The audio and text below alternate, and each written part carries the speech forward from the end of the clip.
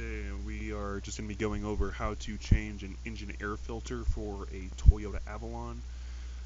This is pretty similar to most cars, just in particular this is my Toyota Avalon. So I got this filter and lists all the models on the back, has some simple instructions on it too.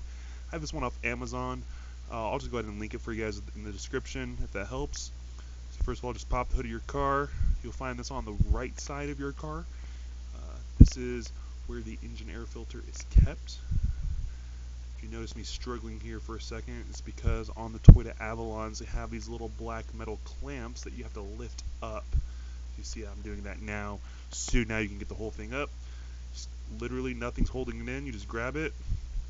You can tell it's quite dirty. I'll do another close-up of it here in a second, but compared to the new one, very, very big difference.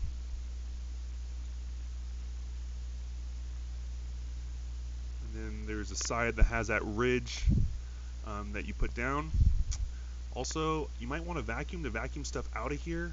On my other car, there was a ton of stuff in there, so I just vacuumed it out. And here I just had a twig or two, and I just pulled that out, no problem. And then once you get in there, nice and seated snugly, just go ahead and put the brackets back on. Lock them all down nice.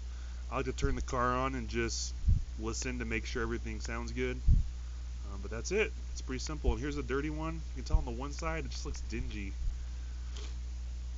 And then on the other side is where it is very, very apparent to see why these things get dirty. All the bugs and leaves and stuff. Thanks for watching. Check out my other stuff. Thank you.